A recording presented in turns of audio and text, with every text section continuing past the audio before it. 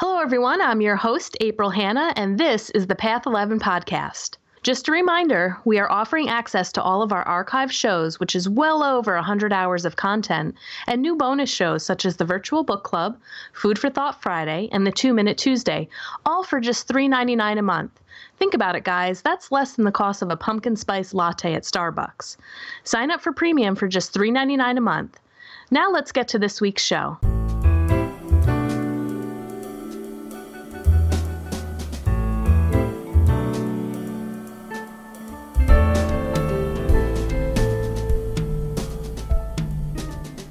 Today on our show, we're going to be talking about floating and sensory deprivation.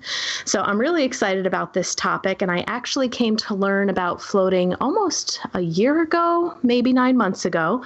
And I've had the opportunity to have 2 floats, and we're going to talk more about that in the show. But our guest today is Tyler Fedigan, and he, by trade, is a licensed massage therapist, and he became a massage therapist in September of 2009 after graduating from the Center for Natural Wellness School of Massage Therapy. And he's worked in a variety of settings, including spas, fitness centers, medical offices, and on-call for professional athletes. And he has a unique medical massage background where he combines Eastern and Western techniques, including Thai massage, lymphatic facilitation, myofascial release, and sports athletic massage, just to name a few. He's also trained in energy medicine modalities such as Reiki and quantum touch. And Tyler and I actually work in the same building in Saratoga Springs, and that's how we met each other. So for those of you who have kind of been following my story, you guys know that I've moved my private practice in May to a different location, and now I just love the building that I'm in. And the building really holds a lot of healing practitioners. Tyler is one of them. We have a lot of spas in there, chiropractors, cranial sacral therapists, and we have my wellness studio. So it's been a really exciting building to work in. And when I first moved in, Tyler kind of walked down the hallway and with this big smile said, "Hi, I'm Tyler," and introduced himself. And it turns out we have a mutual friend who opened up a great store in Schuylerville called Revive, our friend Christy. So we just kind of got to talking, and we were talking more about his float spa upstairs. And so that's why I decided, hey, Tyler, why don't you come on? I haven't had anybody talk about floating yet. And this is where we are today. So welcome, Tyler. Thank you for having me. I'm so glad that you're here. So can you give our listeners just a little bit of your background? It sounds like you got into massage therapy first, and then maybe this float spa came into existence. So tell me a little bit more about that. Exactly. I, as you said, came into massage back in 2009. And very quickly started doing mostly medical massage and trying to figure out how the body works, how we can help the body to heal itself, and just kept building from there, how does it work and how can we make it better? And that has traveled outside of the realm of massage therapy into the world of floating. We started looking for another therapy that we could offer because I am limited with the number of massages I can do in a day. It's a physically intensive job, and we were looking for something to complement that. And we found floating and jumped right in, got our first tank, and it mirrored up perfectly with what we wanted to do to kind of continue that healing practice. And I was able to use the tank myself, so it actually helped me to boost my abilities as well to my longevity as far as being a massage therapist. So it helped everything that we were trying to, it did everything we were trying to accomplish. Great. Now, I'm sure some of our listeners are probably saying, what are they talking about? A float tank, floating. I said to my friend the other day, I was like, oh, this afternoon I'm going to go float. And he was like, float? What does that mean? So can you describe for our listeners, what is a float tank and what's it all about? So floating is the art of doing nothing. And a float tank is basically a 4-foot by 8-foot vessel that houses 10 inches of water with 850 pounds of Epsom salt dissolved inside. It's as much salt as that water can hold before that salt would fall out of solution. And what that does is it creates almost like a little piece of the Dead Sea. When you lay down in this water, you float effortlessly. And it was developed back in the 50s by a neuroscientist. He built a guy by the name of John Lilly. He built the first float tank in an effort to discover what would happen if we were able to slow down the subconscious mind a little bit. So we all know the conscious mind, that's what's kind of keeping us going through our day, keeps our agendas in order. And then our subconscious mind is constantly working behind the scenes and is so much more vast. I mean, it's handling our digestion, our nervous system, our perceptions, our cardiovascular system, our lymphatic system. I mean, it's a powerhouse and it's working nonstop. And you say, what happens if we give this thing a break? So we built the first float tank. And the idea behind the float tank is, again, with the salt water inside, you're weightless, so your body doesn't have to fight gravity. It's dark and it's quiet, so you're not having to process sight or sound. And the water is actually your skin temperature, exactly. So it'll feel cool at first, but then very quickly disappears. And what we're doing is we're taking some of these tasks away from the subconscious mind. And what he discovered is when you give the brain a break, it actually can facilitate healing at a much faster rate. It's just like your computer. If you clean up a little space on your computer, it works better. We work the same way. So it started off as a simple science experiment in the lab. He very quickly discovered the healing benefit to it. And in the 70s, the very first float center opened up. They collaborated with John Lilly and in California and started people on floating. And it's had some ups and downs since then, but more recently, it's on the rise. People have become to widely recognize it as a great healing tool. It's gotten a lot more popularity. Yeah, as I was doing my own research and I saw, because I thought that this was a new thing. I had never heard of floating before. And I was surprised to see that, like you said, has been around since the 70s. And I also read, too, that a lot of professional athletes use it for their bodies, for soreness. Exactly. Yeah. And now I feel like, float spas are kind of popping up all over. I'm hearing more and more about them.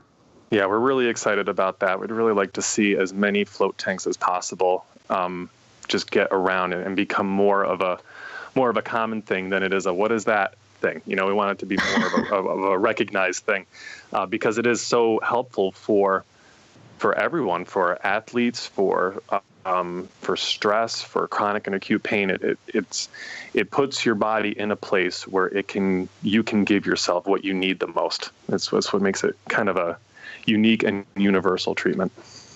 And can you explain a little bit more about the healing properties of the salt in the water and what that's actually doing for the physical healing, I guess, of the body? Sure. So Epsom salt's been used for years and years for, little aches and pains. Everyone always says, well, put a cup of Epsom salt in a bath and soak. Now you're dealing with 850 pounds of it. So it's like a super dose of Epsom salt, which you're going to do a lot of recovery, fast recovery. It's going to reduce the overall inflammation in your body. It actually cuts athletes' athletic recovery time in half. The other big thing that the salt water does on a physical level is the magnesium in the salt counteracts cortisol levels in the body. So magnesium absorption through the skin is the most efficient way to receive magnesium. Our bodies can process it a lot more efficiently. And magnesium will cut down on stress levels. It'll reduce those cortisol levels by a great deal. And what would you say are the best physical ailments that floating can help? It's really endless. We see a lot of people with neck and back pain. That's a real common thing in our culture with the amount of work that we do sitting at a desk. So we have a lot of people with chronic back pain, chronic neck pain. I'm trying to think, it's funny. There's really we see such a variety of people dealing with a variety of things. We really don't see one thing in particular that, we see a lot of. Everyone's so different. Everyone's got their own thing going on. So that's what makes this, it was kind of a surprise to us when we started this business. It drew in such amazing people, all with their unique story, and floating helps them all in their own way. But we see a lot of athletes for athletic preparation or recovery. We see a lot of chronic and acute pain folks. We also see a lot of people for stress. Post-traumatic stress disorder is a biggie that the float tank can play a huge part in helping. So it's tough to say one thing that we see a lot of. I guess we just see a lot of different things. Yeah. And I know some people too are pretty intrigued about the sensory deprivation part of it, and those people who might be more into meditation and having out-of-body experiences. Have you had any stories or any clients that have had some experiences like that in the tank? Absolutely. Yep. It's a lot of the people looking for the mindfulness and the meditation part of the float tank will come out and report visions that they've seen or answers to questions that they were stressing over or didn't quite know how to handle a particular situation. Once you come out of the float tank, it's kind of, your perception has changed. It gives you a whole new look on your situation, and quite often the solution just presents itself. A lot of times we're in our the answer is always right in front of us, but we get so stressed out and caught up in little things that it's difficult to see. So we get a lot of people who come in. I had a gentleman who was floating. He had a very serious health condition. He had a very serious life-threatening heart attack that he had survived and gotten through, but it came with a lot of emotional stuff for him. It was very that was very challenging. And he came in and he floated a few times, and the last time he came out, he said, I'm just not angry anymore. And just, it's all about letting go of whatever you're holding on to so that your body can do what it naturally wants to do, whether it's alleviate stress, alleviate pain, recover. It just basically helps us to get out of our own way so that we can do what we're made to do. Yeah. And so how would you explain to some people who might say, when they're looking at a float tank, oh my gosh, I could never step foot in there. I'm claustrophobic. That looks too scary. It's totally dark in there.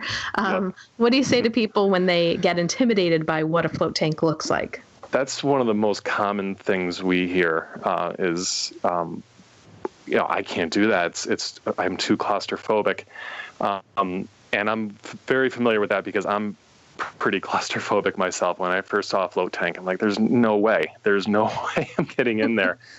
But I was bound to try it. And I think that's the first thing is just give it a go. Because first of all, we can tailor the float experience for someone like that. We can leave the door open.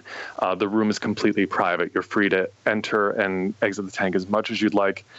But the cool thing is once you get inside the tank, you're floating, and that's the first thing your brain kind of latches onto. It's like, well, that's kind of weird. There's no gravity working against us.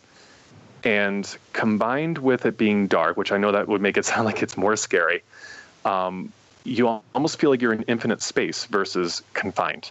Yes. And I think combined with your subconscious mind is well aware that the door doesn't latch, it doesn't lock. It opens anytime, it can be left open. So being in control of the situation combined with the unique environment kind of takes care of that claustrophobic reaction. Most times doesn't even take place. It's more present in the anticipation of getting in the tank than it is actually when you finally do get in the tank. I would agree with that. And you can breathe, people. It's not like you're suffocating in there. I mean, there's plenty of air, Yep, there's fresh air constantly being pulled into the tank. So it's very easy to breathe inside. Yeah. So maybe we could talk a little bit more about the technicality of the tanks and a little bit more about how they work and where did you purchase yours? Maybe we'll start with that. Can you describe exactly, because the tank that I was in with yours was a lot different than the one that I was in for my very first float. And I'll talk a little bit more about that experience in a second because it was definitely different. But can you explain to our listeners what kind of tank you have? And we'll kind of talk about the filtration system and how all of that works with the water and the salt. Sure. Okay, so we have a float tank called an escape pod, and it is a conventional style float tank. It's not a pod, which is some other float tanks look like clamshells. Other float tanks look like little mini rooms. This is the traditional style. It's about 4 feet wide by 8 feet long. It's a very sturdy, what they call a commercial tank. It came as a kit. We purchased it from the Escape Pod company out in Nebraska. They've been great. My wife, Jacqueline, and I built the whole thing start to finish, and we chose it for a number of reasons. It's just a very sturdy tank, which is obviously important when you're holding that much water inside, but also as a grounding. When you step inside the tank, you want to feel supported and secure. So it's got tons of grab bars and lots of places to assist yourself in and out of the tank. How many gallons of water does it hold again? You're looking at about 200 gallons of water. Oh my gosh! Spread out in the whole tank. So it's about 10 inches of water in that 4 foot by 8 foot footprint. So quite a bit. But we chose this tank based on it's just a really strong tank. It has an amazing filtration system, and essentially you build the tank, get it all set up, fill it, and then 50-pound bag by 50-pound bag, we added the salt until we brought it up to that 850-pound mark, which makes you able to float. So we've been really happy with it so far. Is there, do you also have to test any pH levels or anything in the water? Or how does... We test pH, alkalinity, as well as hydrogen peroxide, which is one of the agents that we use to sterilize the tank. So we have a whole set of systems check and balances that we do every single day when we come in to test and filter and clean the tank and the water to make sure it's completely clean and sterile every time. Yeah, and can you explain that process for germphobes? So if they're like, is this clean water? Like, who was floating before me? How do I know that the water's clean? That's question number 2 next to their claustrophobia. How do you keep it clean?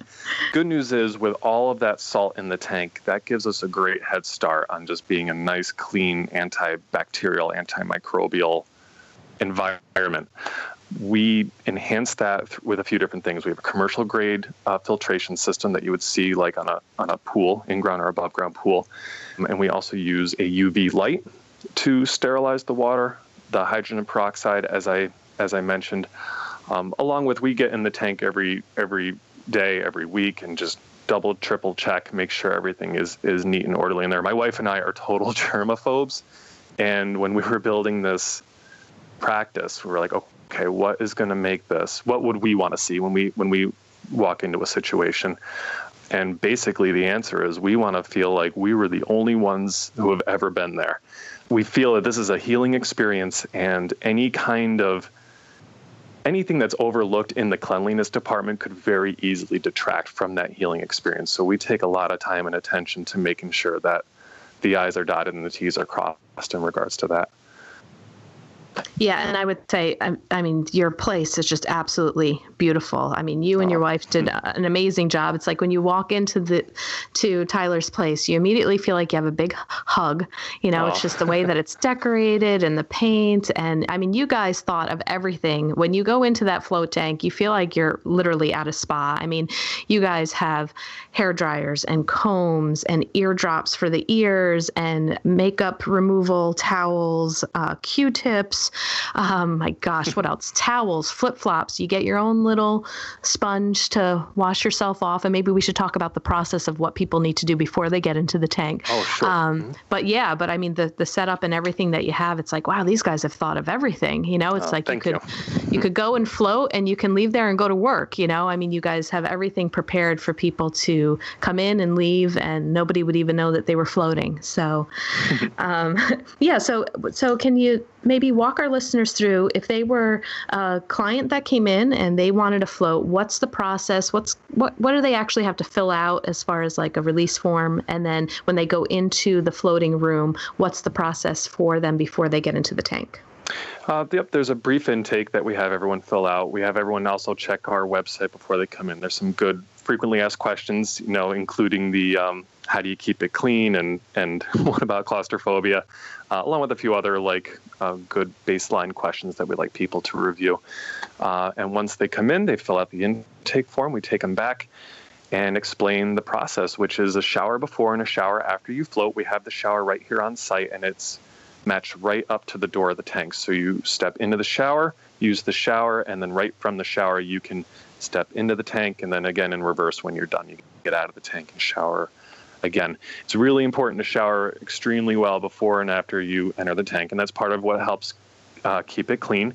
You got to keep all of the oils and lotions that are on your skin and hair off of your body before you enter the tank. And people ask, "Oh, I showered this morning. Am I good to go?" And the answer is, we're sure you're hygienically sound, but you do need to, your skin starts producing those oils immediately after you get out of the shower. So we got to wash those off just right before you step inside the tank. And that's just it. You shower, hop in the tank. There's a few things we talk about while you're in the tank: arm position, neck position. Sometimes there's a little bit of neck tension, which people encounter when they first enter the float tank. It's just like entering any body of water. We stiffen our necks up to keep our breathers above water. A little technique there that we share with people to help them get more acclimated and comfortable. And after the float, which can either last an hour, hour and a half, or 2 hours, we'll fade some music in from underneath the tank. And that's just the cue to make your way to the front of the tank and take a shower and get ready. We plan a little extra time for you, so when you get out, and you can just take your time getting ready, blow dry your hair and so forth, and you're on your way. And for the rest of the day, it's just hopefully you don't have to race off to work. Hopefully it's like a nice, easy day, so you can just kind of keep that vibe going, that nice mellow vibe going, and drink tons of water, of course. And that's about it. There's really not a lot to it. It's pretty simple. Yeah, it's like there's not a lot to it, but yet there is so much to it, in Right. the whole experience. And what do you kind of mentioned the length of the time that people can float. What's the average that you typically see people choose to do? We see a lot of variation. We feel that the most ideal amount of time to float is 90 minutes. And the reason is for the sensory deprivation aspect of the tank to take place, what's going on is you're literally slowing your mind down as if you were falling asleep. And it slows your mind into what's known as theta states. You have your alpha and beta brainwaves. Those are when you're awake and functioning. Then you slow down into your theta, which is that kind of between awake and asleep place. Like if you've ever been drifting off asleep and you're kind of half asleep, half dreaming, but you're still kind of awake. And sometimes you snap awake because you forgot to lock the door or you think of something. That's called theta state. And the tank brings you into theta state and leaves you there for a time. And that's where all of those healing properties come from, is getting your body in that relaxed state. So we recommend the 90-minute float because it takes about 40 to 45 minutes for your brain to slow down to that place. That leaves you another 45 minutes in that place while you're in the tank. Not to say that the 60 minutes you won't feel a benefit. You definitely will. You just won't have as much time in that theta state as you would for a 90-minute float. But a 60-minute float we keep available for people because a 90 minutes can be intimidating. If you are claustrophobic, if you have any concerns before entering the tank, you maybe don't want to commit to a full hour and a half. So that's why we keep that hour available. But more times than not, people will come out after that hour and say, "Wow, I could have done a lot longer in there." Time really escapes you while you're in there, and which is the idea. We don't want to be hooked into an agenda for just a minute, and it's enough for your body to facilitate so much healing. So we've had people ask for half-hour appointments, and we haven't gone there because it just, by the time your brain actually starts slowing down, you'll be getting out. And we want people to really feel the maximum benefit from this. Yeah. And, I would say in a world where we are so overstimulated, one of the beautiful things about that tank is it is a true, complete unplug. And I think you're right about, when you were saying it takes 45 minutes for the brain to relax. I mean, that makes a lot of sense to me. Just thinking about, how active we are on our cell phones, checking emails, we're on Facebook, during breaks and, dealing with people on a day-to-day basis and what people are doing in their employment and then coming home and TV and computers. And I mean, we're overstimulated, and sometimes going into that tank and having no stimulation is like, wow. It's a big drop. Mm-hmm. Yeah. It's a big jump. You said it. And I think that's why floating is becoming more popular, because it's so much more needed now. All this technology that's coming our way, it's great. It's keeping us connected. It's making everything run so much more efficiently, but it's also keeping our attention, and our brains are getting used to being locked in to doing something, and doing nothing can be challenging. Sitting still can be challenging. And I think that's what happens when people are like, I can't spend more than an hour in the tank, because there's that constant urge in the back of their mind that something needs to be done, got to be somewhere, got to do something. And that's what we really got to push back against that a little bit, because that's, to me, that's taken up too much space in all of our lives. We're getting too busy and too much in fight or flight. We need to give ourselves some time in that rest and restore state so that we can keep up with those busy agendas and busy lives. Yeah, absolutely. And, what you reminded me of is what a lot of the, gurus and teachers say, and, what you read is that, there's that phrase out there where they say we're human beings, not human doers. And a lot of times we don't know how to be, and floating provides that experience, because you are not really doing anything. I mean, that's the goal. The goal is to just be. Exactly. Yeah. So I wanted to share, sometimes our audience likes it and I get feedback and they say, share some of your own experiences. So I've only have 2 floats in the book. And I think my third float, you have convinced me I'm going to do the 90-minute one now. But the first one I did was just experiential. I was curious, and there was a Groupon. And I think a client of mine said that, there was a Groupon and I tried this float thing. And I was like, okay. And she was a pretty wound, person, and she found relaxation. I was like, okay, well, if that relaxed her, that's great. I'm going to try it. So I think it might have been a 60-minute. And the experience, I think, because it was so new, my brain didn't really know how to process it. It was kind of like, okay, how long has it been? What am I supposed to do? What am I supposed to think about? And I would say, I think I'm pretty good at meditating. And I talked to you about this, Tyler, when I came into your place. And, usually sometimes with meditation, you're trying to drown out sounds. And, a part of it is just slowing everything down. But when you got into that float tank, there were no sounds. There was nothing to distract, the vision, the hearing, and my mind was like, okay, now what? So it was a very interesting process for me to really unwind and to be comfortable with losing my whole orientation of time too, because I was, warned by the float spa that they would say that, like, everything just kind of melds into this weird existence, and it's going to be probably hard for you to know when your time was up, but they play music too. And I could have sworn I had it on cue. I'm like, I bet you I have 20 minutes left. And then what felt like 20 minutes, I'm like, oh my God, did they forget me in here? It felt like hours. So the first experience when I left, I was like, well, I'm glad I experienced it. I don't know if I would do it again, and then I wanted to come up to your spa because we were going to have a chat and just try a different tank, because I knew that yours were different. And the experience was totally different. I was so much more relaxed, I think, because I knew what to expect. You said something which was really helpful, and you said, just allow your mind to go wherever it needs to. Don't try to stop it, So I allowed that process to happen a little more easily. And I was maybe in the right space of just really wanting to unplug. And I was really enjoying the silence. And your tank was actually, I feel like, a little bit smaller, which was nicer. The other tank that I was in seemed to be a little bit wider, maybe than 4 feet. And I felt like I was literally floating more, where even though I was floating in your tank, I was much more stationary, if that makes sense. So that was really helpful too. And the time flew. I mean, I did an hour float with you, and I felt like I was in there for about 15 minutes. Whereas my very first float, I was like, this feels like 3 hours. I'm bored. Maybe I should get out. So I would recommend, to the listeners, if you guys have never floated before, that maybe you try it 2-3 times before you actually make a decision if you like it.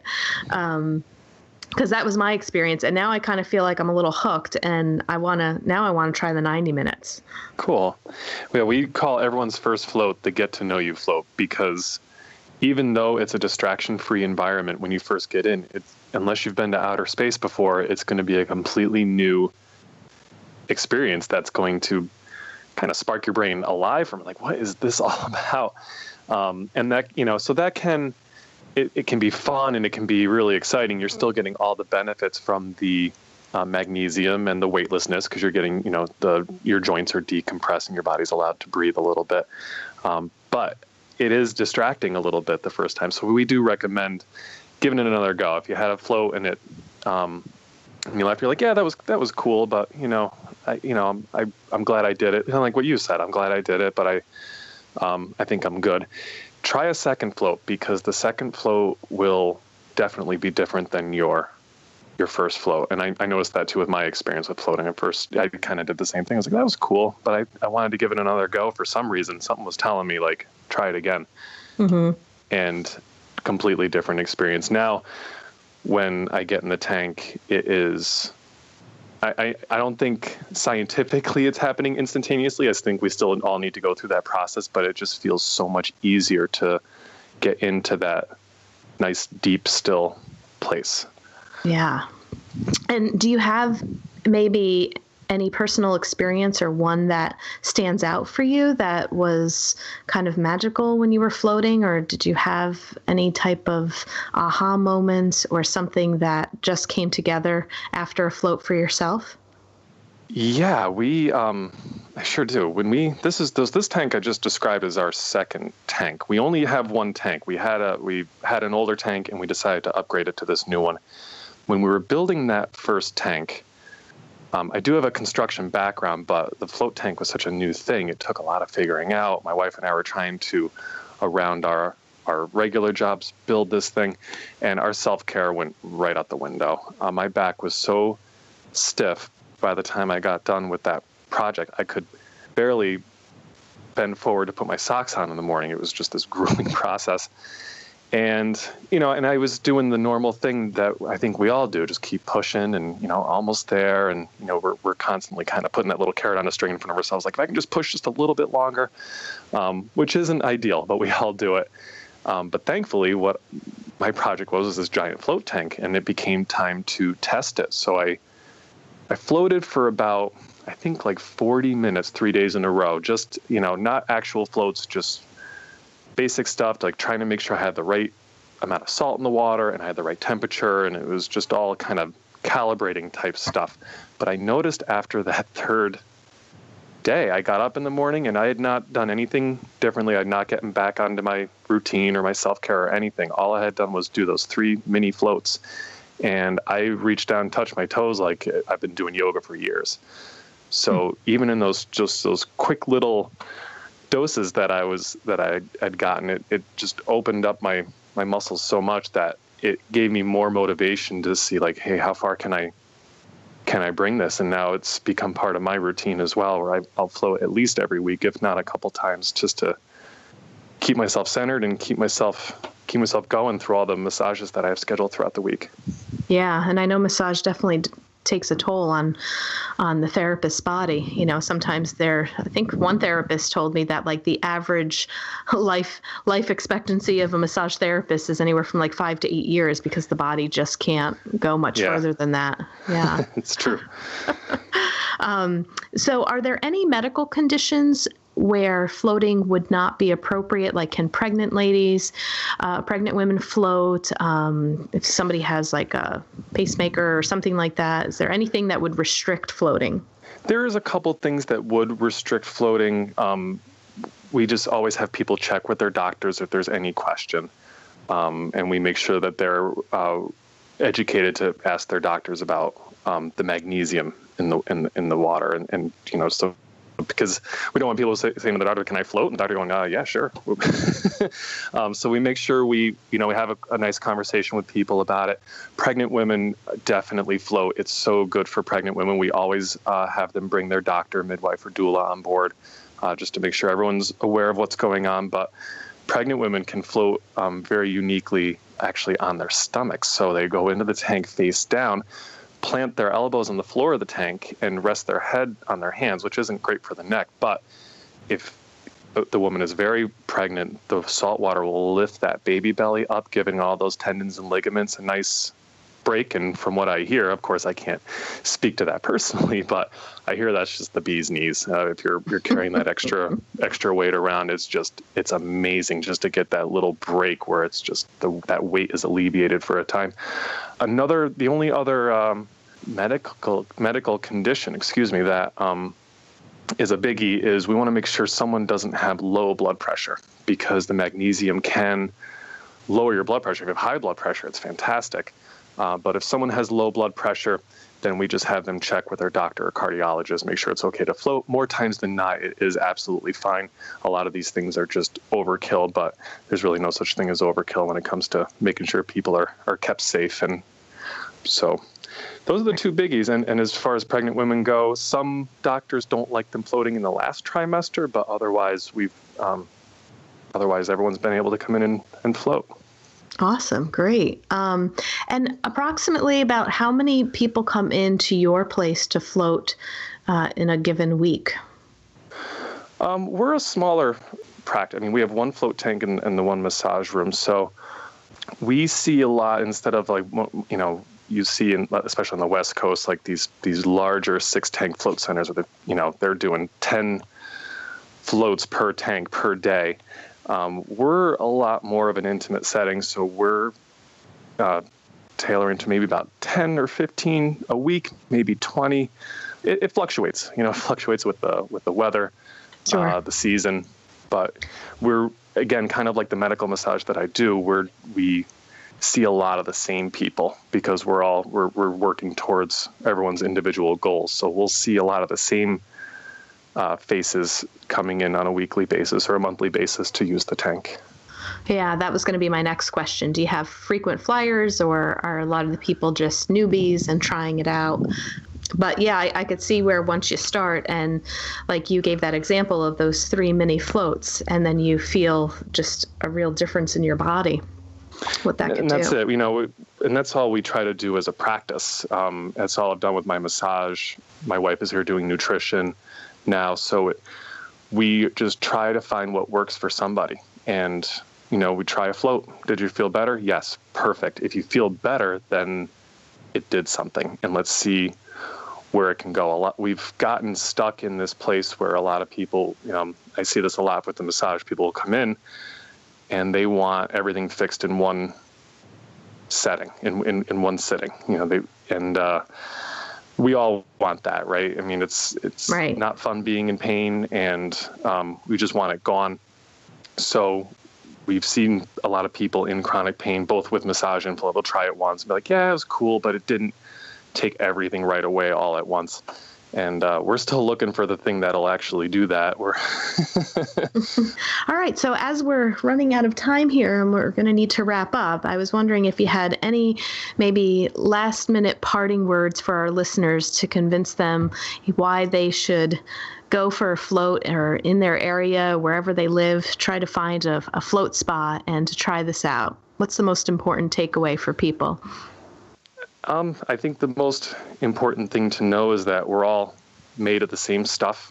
We are all human beings. We all have the same cells, and we're all governed by the same rules. And we all need self-care. We all need to do things for ourselves to help us keep up with our lives and to enjoy our life, and just to overall feel good.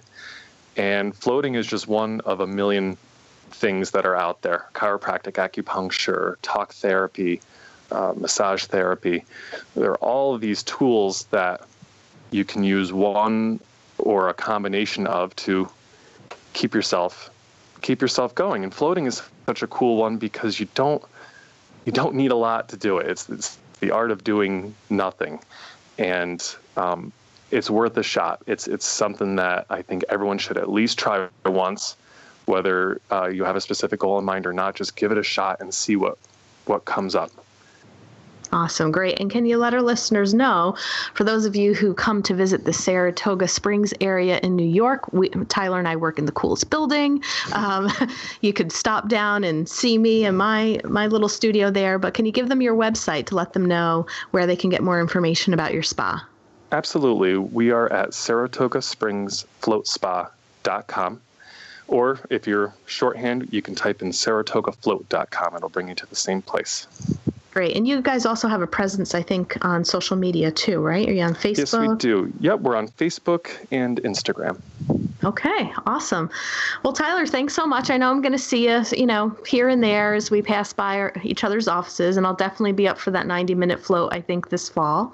So thanks. Yeah, thanks again for agreeing to be a guest on our show. I had a good time interviewing you. Thank you so much for the opportunity. I appreciate it.